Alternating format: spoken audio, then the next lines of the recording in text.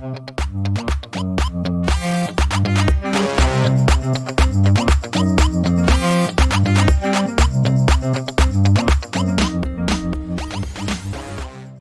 good evening, ladies. As aspiring women, we are going to continue aspiring, and we continue to stay grounded and bear with whatever it is and continue with our aim, which is our aim today is to learn from Katie on how she deals with the social media, how she profiles herself, and how she's been able to grow herself, her personal profile, and also her business using the different platform. So I'm not sure if you all have or not. I'm a textile designer and illustrator. I worked in the city for a long time as well, so I also studied law as well as studying fashion and textiles. So I also have a background of marketing in a law firm, but it has been 7 years now that I've been self-employed.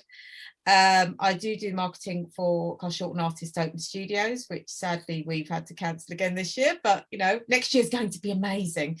And I also work for Just a Card campaign, which promotes and supports small businesses and encourages people to shop small, which again, particularly relevant at the moment.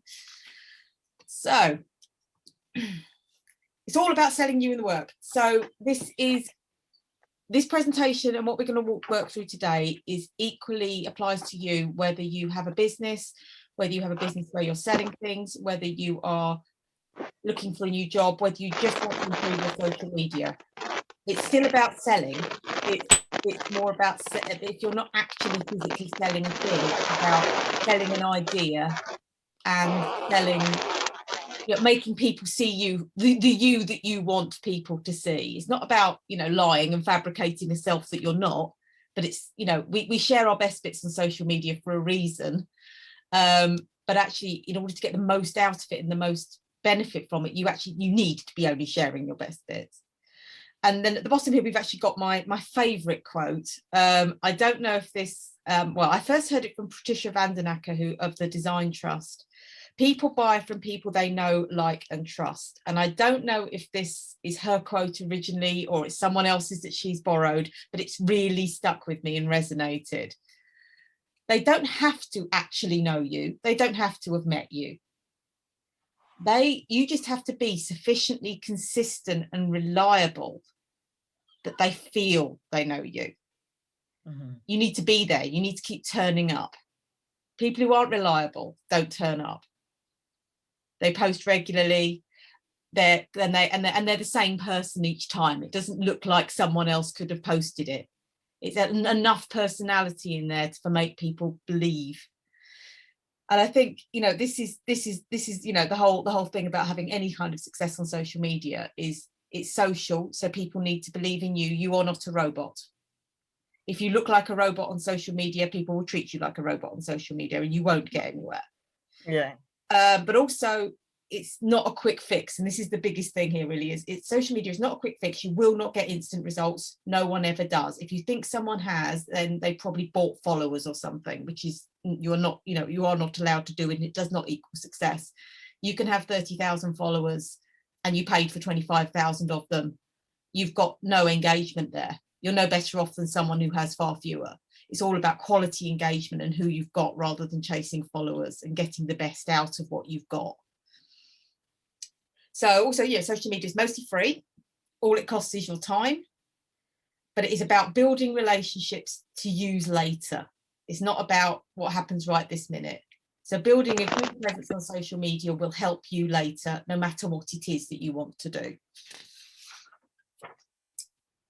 And this was a good one for when I was doing a presentation to artists along the lines of this, and there's this old adage about if you're a successful artist, you don't need to promote your work. People will just come and they'll just throw money at you.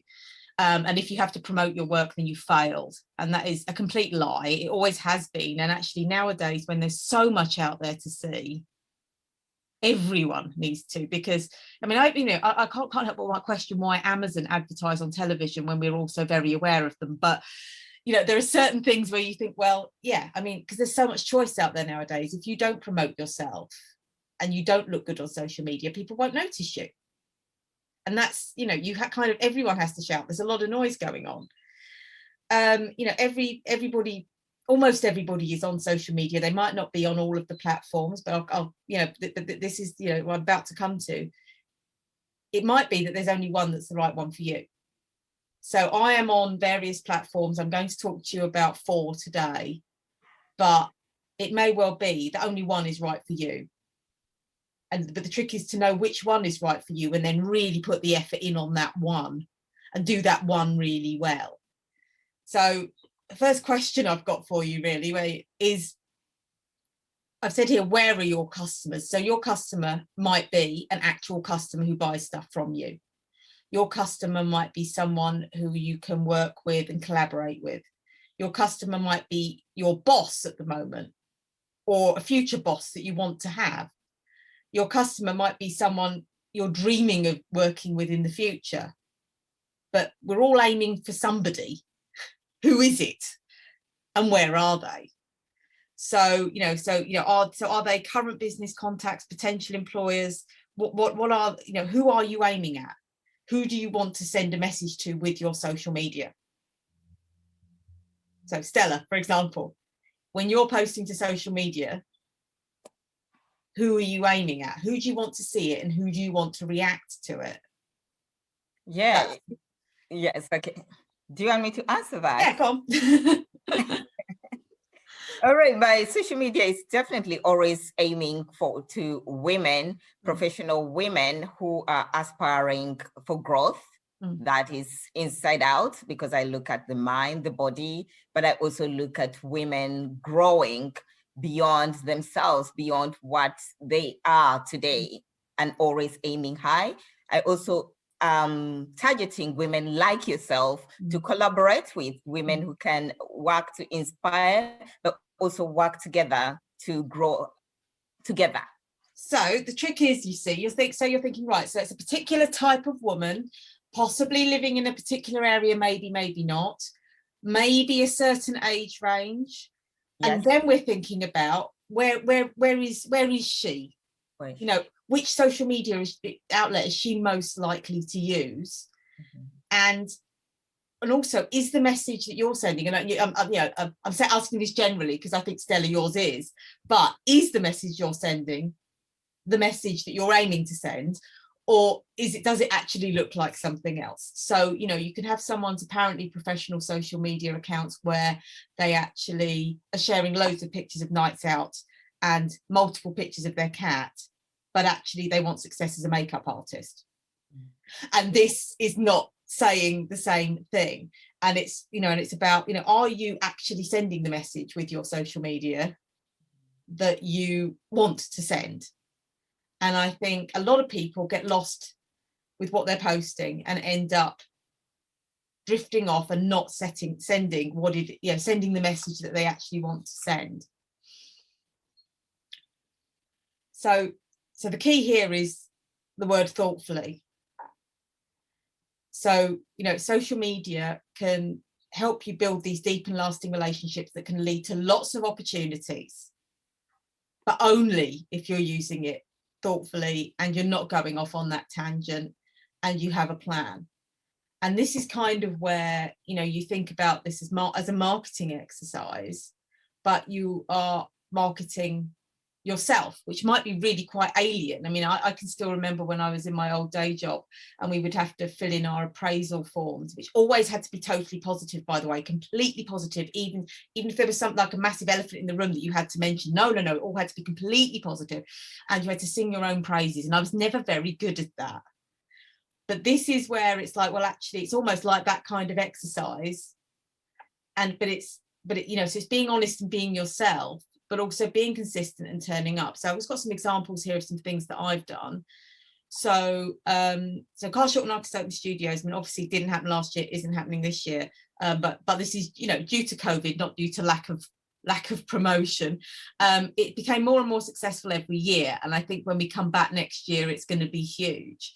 And we had not just, you know, 3,000 plus people turning up. We've had more and more artists wanting to take part. It's become better known and more widely recognised. this has all come mostly from Facebook, as some Instagram, and a little bit of Twitter here and there. It's all social media. It's social media driven. It was social media driven at the start, and it has continued to be. We spent very little money on any kind of promotional activity other than flyering and things like that. It's come through a thoughtful use of social media. I have wallpaper up in the newly refurbished Fairfield halls. That came purely out of me posting one thing to Instagram. And of course, and they approached me. So this is another example of a great thing I got to do, where they approached me. I didn't apply for this. I didn't write to them and ask to have my work in the building. But they saw the post on Twitter, on Instagram, and they looked at my whole feed, and they clicked through, and they looked at my website, and they saw that it was all consistent, that I'd been doing this over time, and that they could ask me to do this, and I was unlikely to let them down because I looked like I was reliable. And again, that is reliable consistency. So in recent months, I've been featured in both the Times and the Sunday Times. I mean, I've had other things like that in the past, but again, all of the times I've been featured in the media, it's not come as a result of me emailing press releases to them. It's come as a result of them finding something on social media that I've posted, or as a result of me starting a conversation. I mean, the Sunday Times is an interesting one, because there's a journalist there who I've been sort of chatting with on Twitter for about 6 years. And it's like, if she posts something relevant and interesting, I'll like it. If she asks a question I can answer, I'll answer it. But it's about being there and being consistent, and not pestering people, not spamming people, but being there. And then, of course, something comes up that's relevant to me, and she thinks of me immediately and emails me and asks for photos. So it's all about, and this is, it all comes out of spending the time and the effort, getting to know people there. I mean, I sell my work via, a lot of work via Twitter at the moment, which is interesting, seeing as it's not such a visual platform. Again, as a result of being there, which is particularly important at this moment when we've not got any face-to-face events. And then job opportunities. So, I've had teaching jobs, I've had temporary jobs that I've fitted in around my work that are all relevant to my work, and writing jobs that I've had that have come as a result of things that I've produced and blogs that I've done. And, I only ever do, but only ever be a short-term sort of freelance position. But I've been approached about numerous things that I haven't done, as well as the things I have, all as a result of using it thoughtfully. And thoughtfully is definitely the word. So always have your aim in your head. So who is this person you're aiming at? What are you aiming for? Does this thing you're posting have any bearing on that whatsoever? If the thing you're posting doesn't cover off your aim and what you want in any way, shape or form, maybe hold back and don't post it. So including the night out pictures and the pictures of the cat. I mean, don't get me wrong, there are some pictures of my cat on and in fact my new cat features on Instagram, but she was on my desk. So, but it's sort of thinking about showing a bit of yourself, but still is this concluding my aim? Is my aim here? So social media is called social media for a reason. This is what I was saying before about not broadcasting. So you're not here to broadcast everything about out there. You want to have a conversation. So you want to be sharing things that people will think are relevant, interesting and relevant. It's the same question before you hit post. Is this interesting and relevant? Is this interesting or relevant to anybody at all? Or are you just posting this for yourself? Sometimes just posting something for yourself is great. Sometimes if you're feeling a bit low and you post something and people love it and you get some great feedback, it was worth it just for that. But does it fit in with the aim? Is that the point? But it's social, and it's social for a reason. So you need to promote and connect with other people. So this is where finding, and I think a lot of people give up on certain things, especially Twitter, because they just see this feed that's a sea of politics and a sea of people shouting at each other. And it's not inspiring. It's anxiety. Well, it's inspiring if you want to inspire anxiety. It's not inspiring when it comes to your work and what you want to do. So the trick is, you need to find the people to follow who inspire you. You want to be following people who make you want to get up off your sofa and go and do that exciting thing. And I'll talk about this a bit more later, but you can curate your feed. You can make sure that you're seeing things that are inspiring you, and then talk to those people. or reply to their message and say, oh, I love this, you know, this thing that you've done is fantastic, it's really inspiring, or ask them a question about it so that they can answer back, you know. So you're actually starting a conversation. There are so many people that I know now and that I know in real life who I've met on Twitter. I've lost track. I mean, I have, you know, actual real life, I don't have very many real life friends at the moment. I see everyone through a series of squares, but you know what I mean. People who were actual in real life friends that I've met purely through social media. Mm-hmm. And that sometimes going and meeting that stranger on social media in central London turns out to be fine, because most of them aren't axe murderers, so it's okay. But it was, you know, but it's being social and doing, and then of course, you know, as soon as you've helped to promote and share and start a discussion with someone else, they're going to want to do the same for you. You know, it's the same way. If you're nice to people, people will be nice to you. It's the way it goes. So, you know, starting the conversations and just carrying on having them. So not spamming and annoying people, but, you know, if you see something on Twitter and you love it, retweet it. If you see a post on Instagram you like, click on the heart. If you love it, leave a comment to say that you love it. Because it helps that person's engagement, it helps them do better. They're also more likely to notice you. And if they notice you and they like you and they see you turning up, then, you know, it's all reciprocal. It works both ways. I mean, Facebook's a wonderful example. If you can get people to share your Facebook posts, your reach will go through the roof. So, and again, it's about you doing that for other people too, so that they, you know, so that they will do that for you. So yeah, social media is called social for a reason. It's got one very quick slide on this. I was actually going to talk a little bit more about email marketing, but I'm not going to, because I don't think it's necessarily relevant to us today. But from the point of view, you know, if you're running a business, having said all of this about social media, and even though social media is the focus this afternoon, one of the best ways to get actual sales is emailing. And one of the best ways to get people to take actual action is to email them. Mm-hmm. I just sort of flung this one in there just to mention that. But, you know, if you can get hold of potential clients and contacts' email addresses, that's gold. If someone's giving you their email address, that's because they want you to email them. They're expecting to hear from you. This is so much better than just scattering stuff all over social media.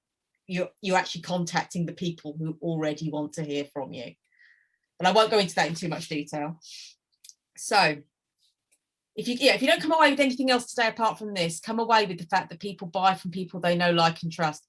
So this includes, people employ people they know, like, and trust. You know, they give opportunities to people they know, like, and trust. They recommend people they know, like, and trust. It's not just about buying, it's about, you know, whatever your aim is on social media, if you can make those people know, like, and trust you, then you're far more likely to succeed with it.